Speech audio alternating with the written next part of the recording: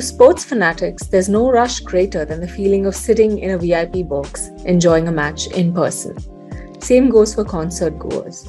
The company we speak of today makes that happen for people all across the world to attend events all across the world. The DAIMANI marketplace connects official providers of VIP hospitality packages with corporate and individual customers. They offer as many live event hospitality options worldwide as possible at the best possible price. In the spotlight today is John Eades, the managing director of DAIMANI Group. If you had to describe DAIMANI in a single sentence, what would it be? We give people the chance to experience VIP hospitality. And I think the key word is experience, especially in these times that we've just come out of with the pandemic. You know, more and more now, I think buyer behaviour has changed a lot through the pandemic and coming out of it.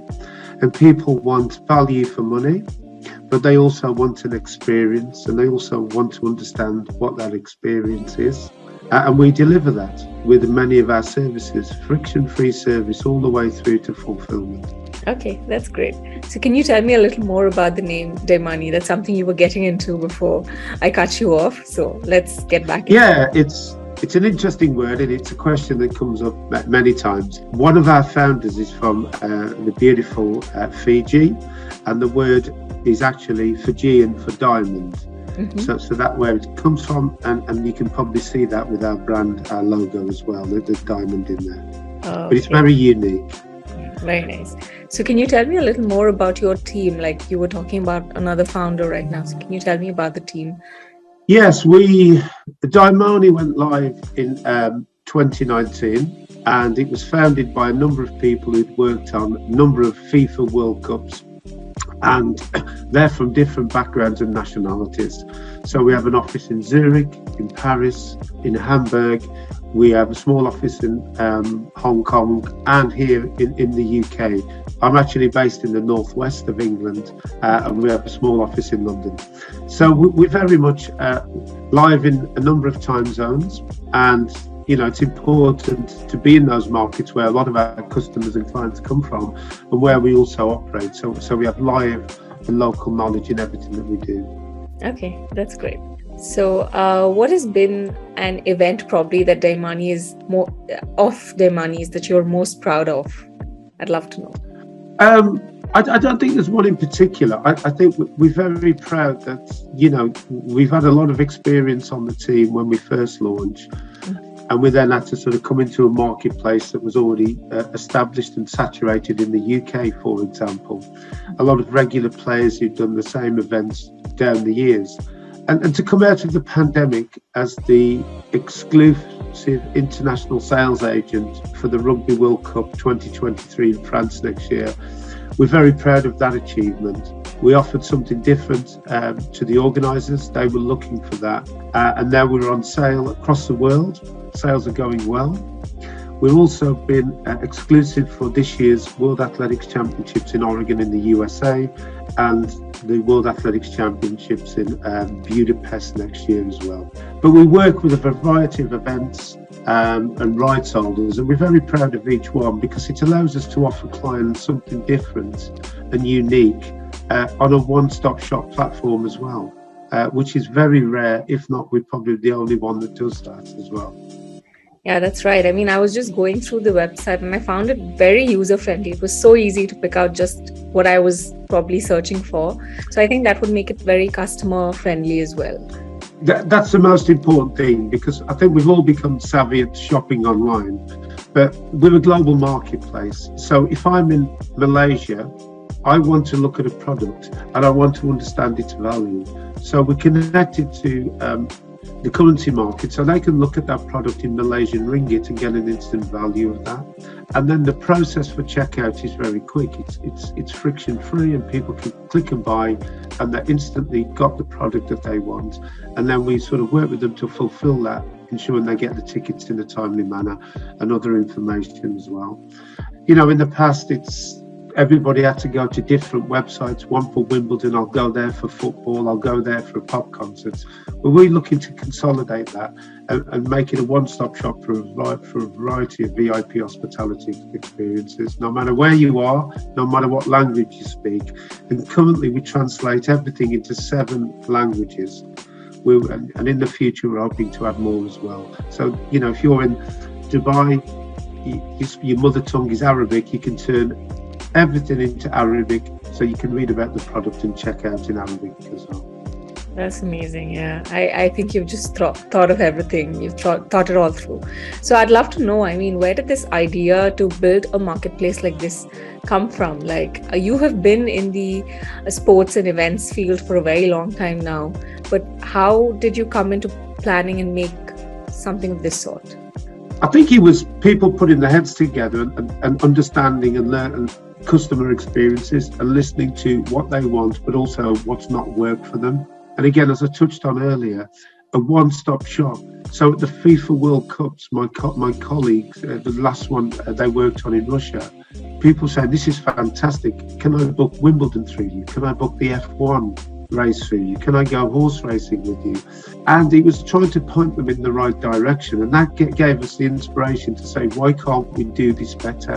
Why can't it be easy for customers to select what they want and just check out quickly in the currency of choice and in the payment method of choice? Because in the past, a lot of people restricted to, can you pay with a certain credit card? Can you do a bank transfer? But now the world's changed and different marketplaces do not have Visa, they have something else. So it was important to offer the client an easy solution for them to get the experience that they wanted. And that's wonderful. Very nice. So my next question is actually related to the pandemic. The events industry as a whole has struggled a lot during the pandemic. And what has that revival been like? You're at the forefront of the industry with the brand. So what has the revival been like? It's been slow and painful for a lot of people. And I think, thankfully here in the UK, people had furlough and government support, which kept them going in jobs and allowed them to come out of that and hopefully kickstart to sort of getting back to the new normality, whatever that is. But I think as well, it's given companies like us the opportunity to take stock, look at our forward thinking, our plans and aspirations for the future, and actually bring them forward, because the world's changed, clients have changed, their needs have changed, and we've had to adapt to that. Everybody talks about digital solutions, but that is the way forward now. Everybody wants it quick and easy, reliable, and be confident in that. So we've looked to improve what we do all the time to offer the client that. And people are coming back, and it's understanding what they're coming back out of the pandemic to. And it is looking at that experience. People wanted to go back on holiday, get on a flight again, get on a beach, go and see loved ones, get together with loved ones and friends. But in doing so, they value the money that they've got and they want value for that. And that's important for us to understand that and deliver that service. So the events industry as a whole has really struggled through the pandemic. What has the revival looked like since you're at the forefront of this industry? I think it's been slow and trying to understand the marketplace, because we've come out of the lockdowns partially and slowly, and it's understanding what clients want from that. We've seen through hospitality trends and purchases in the sector as a whole, people wanting holidays, to go back out to restaurants, to catch up with loved ones, families, friends, businesses reconnecting. And they're doing it in a different way. And I think a lot of that has been face-to-face. But also people looking at how can we get together and have fun and new experiences. And when they're spending money, I think more and more people are looking at what is the value of that. And that value and understanding that comes from stepping out of the front door to leaving the stadium or concert at the end. And we've noticed a lot of trends and thinking behind that. And it's important for us to stay ahead of that and make sure that product is there for them to have that experience, that memory box moment, that they've gone away and go, wow, that was value for money. And it was friction free and nice and easy.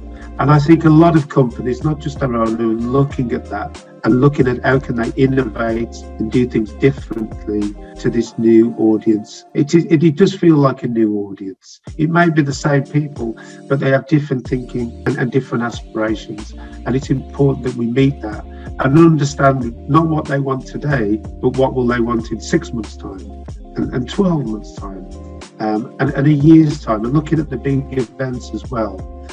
And also on that, it's important for us that when we partner with an event, we bring our knowledge and experience to that of working with many customers and clients. You know, the worst thing you can hear now is, this is the way we've always done it. And if we hear that, we just say, you're not going to get customers and you're not going to get people coming to you. It's a different world, and we need to be ready for that and deliver that as well. Yes, that's actually right. So, I mean, one more thing I want to ask you, it's again related to the pandemic. Do you feel like people in the industry are now designing a system that, is probably going to be more robust to future threats of this sort? I think out of adversity comes a real sense of resilience in a lot of people. And I think now, as people go forward and they're planning as a business anyway, I think there'll be a greater understanding of how do we manage risk even more so. And I think that will be built into a lot of business models as they're looking to go forward. And it's how we can assure customers as well that when they purchase, are they putting their money at risk if the pandemic breaks out or there's something else that occurs. And I think what was important for us was, never when the pandemic broke and people had booked events for the future that were not going to happen, it wasn't about holding them to the terms and conditions that never really covered COVID. It was about looking at yourself and saying, what's the right thing to do here? And if the right thing to do is look after customers, we're going to make sure that the refund is expedient. We're going to offer you the choice of, do you want to hold this for a future purchase? But it was talking to the customer and doing the right thing. And the right thing was not holding them to contractual terms and conditions. This was unique. So it was important to apply the human side and look after people. And for us, that was a natural thing to do. Out of that, people have come back to us. Thanks for looking after us. We're looking for this now, etc. So I think the way things have evolved is, I think people are becoming more caring and understanding the human side, because everybody's been touched by the pandemic. And put yourself in that position with all that uncertainty. People don't want a voucher or a credit note. They want the money to prioritise things in their life. And as I said, we found that sort of loyalty to customers is starting to pay off. People are coming back to us because they can trust us in what we do. That's nice. I mean, I didn't think of it that way. And the way you put it, that actually makes so much sense. And thank you so much for actually refunding those amounts. I think that's great. Or giving people the option to choose what they wanted. Yeah, that's great. Yeah. There's only one option not to offer and offer them, no, I'm sorry, those are the terms and conditions. Mm-hmm. No, that's not right. Mm-hmm. And that goes back to the difference. I think in the old days, people looked at how much is that event going to cost me? I want to go and watch. Whereas now, the difference is people are looking at the value and what do I get out of that, and understanding what they're investing in to get their experience. Mm-hmm. And that's the same with us. We're investing in people and we're responsible for delivering that experience. So we need to look after people and be treated the way we would expect it to be treated and want to be treated. Mm-hmm. So there's no real science around it. It's just sort of just doing the right thing. Very true. Very nice. So you've been, like I said, in the sports sector for so long. What do you think of the future of sports and events of this magnitude? What do you think we're heading towards?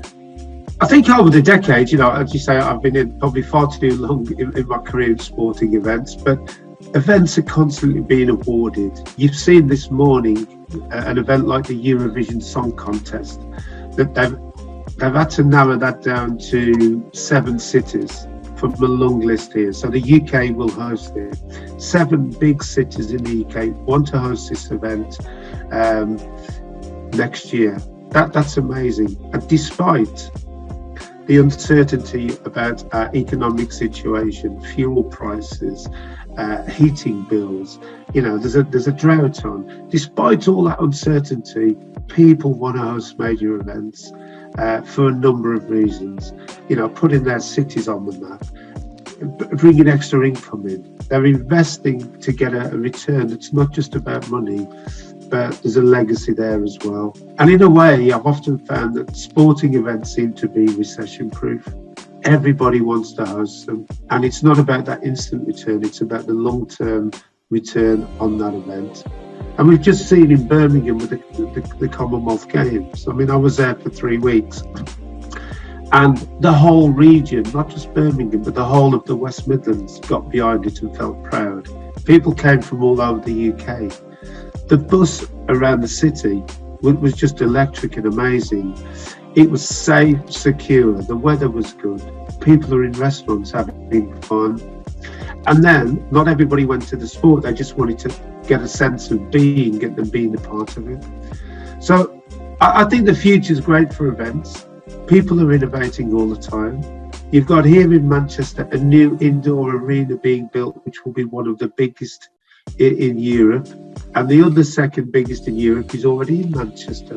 So there's a real appetite and demand for events. And there's a real appetite and demand for cities to bring them into their sort of backyard to benefit them and the citizens. So I think it's quite exciting where it's all going. And as I said, the thing that's different is how people look to use those events to get that experience that they want. All of us are doing that. That's nice. So, I mean, I'd love to know, this would just let our audience get a better perspective. So if someone wants to go to an event, you can just pick anything that's probably coming up this year, and they book a ticket through the DAIMANI website, or they go the traditional route. So what would the difference be? So I'd love to get like a side-to-side picture. Well, basically, if you go on to our site today and you want to book to watch England play Japan in next year's Rugby World Cup, you can go on there, purchase. You have a choice of packages, and depending where you are, if you're in the UK, you can go on, I'm going to purchase in pounds. If you're in India, you can look at that in Indian rupees and purchase, knowing the instant value of that. You get a confirmation quickly and it's secure. It's done. And you can do that within a couple of minutes, it's done. And you'll be secure in the knowledge that you've secured that. And we can also then support you in looking at your travel, your accommodation, and other services if required. You're not obligated to, but we can offer you that or point you in the right direction to make sure the whole of your experience is coming together. So again, as well as being a one-stop shop, we offer that, but then you're not having to look around and spend days shopping, which is the best. Is that an official product or not? Where do I go for my flights? Where do I go for my accommodation? Which could take you days on end, hours on end when you're trying to, depending on who you are, work all day, children to look after, I'll do it at night, etc. We make the old purchasing friction-free and nice and easy, and we give you that assurance that it's an official product, because we only work with official products, nothing else. If we get a lot of people coming to us asking us to sell their product online, we investigate. If it's not official, we're not interested. So that's the comfort we give to clients. That's wonderful. That's amazing. Yes. So what has probably been the most fabulously arranged event that you've attended? Probably it could be as a visitor or again as an organizer. I said to somebody recently, I've worked on now 6 Commonwealth Games in different capacities. And somebody asked me, what's the best games you've ever worked on and what's the worst? And I said, there's no such thing as the best and the worst. Each city and host and its people are very different. And the beauty of each event for me is the people there. I've been fortunate to work on 6, as I've said, Kuala Lumpur, Delhi, Melbourne, Manchester, Glasgow, and now Birmingham. And everyone's been very unique and different. And the memories I take away are the people, the culture. Yes, when you sat there watching a hockey game, sometimes you don't know where you are, but the journey to that stadium, the night out in the restaurant, or you've gone to the bar after, or you've gone to the city centre.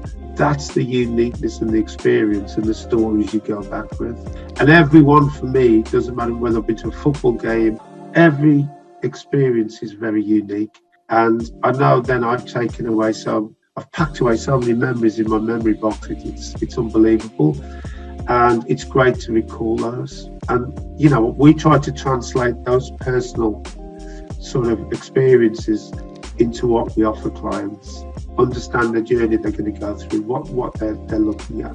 They're not just watching a football match and having a beer. No. We want you to understand the experience and make sure everything is perfect for you. We get as much detail as possible, and we even consult to events about, have you thought about adding this or doing that? And then the most rewarding thing is when you get an email after saying, that was fantastic, great experience, I'll use you again. And that's all you need. That's all you need to hear. Yeah, I mean, I think from this, we're getting that very good sense for what you were saying earlier, that it's not just about an event, it's about an experience. It is. And you find now more than ever, people are asking about, tell me about the menu, what food's on there. So it's a given now that everybody has specific dietary needs. They've got allergies, or they're vegan or vegetarian. So I think most people have picked that up and cater for that. But then, they do go into detail and you make sure that happens. But more and more, people are asking, is that locally sourced food? Is it local beers? Where are the wines from, etc.? So they're trying to get a real sense of the whole experience and, tell me about the sustainability. Is that carbon neutral? There's more and more questions coming forward like that. As I said, people are seeing it. If I'm going to invest in that event, I want to know what I'm purchasing and, what's my footprint afterwards. And that's happening more and more. We're finding those kind of questions. So we say to events, give us that information. The more information on our platform, the better, to make that purchase quick and easy. But yeah, it's really changed and dynamic. And then again, it's not just, football in the past was probably the domain of middle-aged men looking to purchase hospitality. That's changed. More women are coming forward now asking about football. They're looking for unique experiences with, families, partners, or just a ladies' day out. And then you've got young people now, 20s to 30s, young people, entrepreneurs, a lot of disposable income. They don't want to sit down in a suit around a table having a 3-course meal. They want to graze. They want the flexibility. They want to wear something that's smart and casual. They've probably never worn a tie since their graduation, most of them. So it's understanding and working with events to say, we need to capture all these audiences, but make the atmosphere comfortable for them when they come. Not they have to fit in that was something in the past, because they won't come back and they'll look for other avenues to sort of spend their income to gain a different experience. Yeah, that's very true. That makes sense. So, I mean, since you work with so many sports, and I'm sure you must have had a few encounters with sports people. So is there a particularly memorable incident that you recall? Yeah, so I suppose I've been fortunate down the years to have met a lot of sporting heroes and top athletes, etc. And it depends the situation when you meet them. If you're living in an athlete's village, you leave them be. They're there to compete, to get their mind on competition, to eat, sleep, chill out, etc. So you leave them be. I often find when you meet them after they've retired and they've become legends, you tend to find they're just like you and I, normal people who just want to chat about things that are just everyday conversations, and they've still retained that passion for their sport and are involved. And recently in Birmingham, I just going through New Street Station, I saw Lady Mary Peters, Olympic champion. She was with a representative of the Northern Ireland Commonwealth Games Association, and she recognised us from the past, and all of a sudden she said, let's do a selfie. And I'm like, wow, she's asked, Lady Mary Peters is asking me for a selfie. And we did, and it was good fun. And I think those are the elements in sport that I love. Because often I think, like a lot of people, you meet your heroes, you can be disappointed. You know, I often say I love football. I don't necessarily like footballers, but so I've often tried to keep that distance. But through work, when I've met some heroes, I'm still like a schoolboy going, wow, I've just met, like at the game, Steve Monaghetti, an Australian road race marathon legend. And it was like afterwards, I think, wow, that was Steve, you know. So I still get that buzz and excitement about meeting sort of heroes. And it's I've learned over the years, it's, you know, leave them be, and they're just normal as well. Just relax and be you. So what do you believe has been your biggest achievement so far? It could be personal or professional. I often say, and I say this to my own kids really, is the biggest achievement is just having a go. You know, I came from a working class area in the Black Country, and it would have been so easy just to have stayed there and moaned and not about I've not achieved, I'm fed up, etc. I decided to give it a go and change, moving from the building trade to going to sort of college to do an HND and then university to do a degree, to give myself a chance and choice. And then don't sit and wait for the work to come to you. You know, I've lived in Kuala Lumpur. You know, I've travelled the world in sport. You know, I've lived in London. I lived in Malaysia. I'm now living in the Northwest. And I've gone where the work is and the opportunity's taken me. And I often say to my own kids, don't look back and regret. Go and try it. If you don't like it, you can always go onto something else. But don't regret not giving it a go, because you never know where it leads you to. And I'm constantly amazed that, you know, from a humble working class background, I've managed to sort of travel and go to all these events, work on them, etc. And there's no real secret apart from have a go, work hard, and just be natural with people. Just be you, and people respect that and trust you and ask you to come back and do things again. And don't be afraid to fail. You know, failing is all about learning, and that's what I say to my own kids is have a go. You know, fail stands for the first attempt in learning, as they say. Have a go, try, learn from it. We've all failed in life, but we've got to learn from it and have another go. And that's the same with the events industry. If things have not gone right, ask why, not point the finger of blame. How can we collectively make that better next time from the learnings of why it didn't work? And for me, if it's not a secret, it's just a simple thing to apply, and it's amazing how you achieve from that as well. And yeah, so I love talking to my daughter who's now graduated and started her working life on that. And I often say the same thing to her. The only place where success comes before work is in the dictionary. And it's corny, but it's so true. Very true, yeah. I mean, that actually just leads right into my next question. What has probably been your most challenging, you know, a phase in your life, or any particular challenge that you've overcome that you can now talk about? I think work-wise, again, I've been fortunate to go and work in different countries and different cultures. And that can be a shock when you first land there. And again, the most important thing is to embrace it. The only way is to embrace it, understand local culture, how it works, not fight it, embrace and enjoy it, and understand how people work there as well.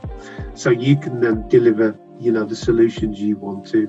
And it's all about friendships and partnerships and trust, and you do that.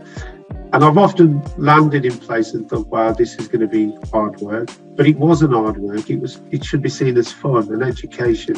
And, you know, to go to Malaysia with, you know, Malay, Indian and Chinese, and the three cultures living as one as Malaysians, and understanding that system to get things done. I absolutely loved working in India twice, in Pune and Delhi, over a 7-year period. What an education. What a country, what a challenge, but what a successful outcome on the Pune 2008 Commonwealth Youth Games and also the Delhi 2010 Commonwealth Games. And to come away going, wow, we delivered that as a collective was amazing. So those are the real challenges that I've sort of that were difficult initially, but at the end it's like, wow, what an achievement, we as a collective. And it is difficult, but wow, what satisfaction you get from that. So do you have any advice for aspiring entrepreneurs like you? I'd love to know. Again, I think the basics are, don't be afraid to make mistakes and fail. Don't see that you've done it wrong. It's learn from it. It really is. And I think we as DAIMANI have done that. We've gone into a marketplace with a lot of experience behind us as individuals, but not as a company. And we've gone in and we've learned from it. And the beauty of this company is when we think something's not gone right, we've not pointed fingers at each other. We've gone, right, that's a great learning. How can we make it better? And I think often a lot of people don't do that. It's who's to blame, or I'm not doing that again. But it doesn't matter who you are. The great entrepreneurs will tell you, failing is been the biggest assets they've had when they've developed a company and gone forward. I mean, whether it's a Sir Richard Branson or anybody else, that has been key in their development. So I would say to anybody, don't be afraid to see failure as an opportunity to do things better going forward. Don't see that you've got it wrong. Don't knock yourself. Be grateful you've had that opportunity to learn and kick on. There's no other way. Yes, it was so nice talking to you and talking about DAIMANI. You too. I really enjoyed this chat. Have a great day. You too. Enjoy your weekend. Stay cool.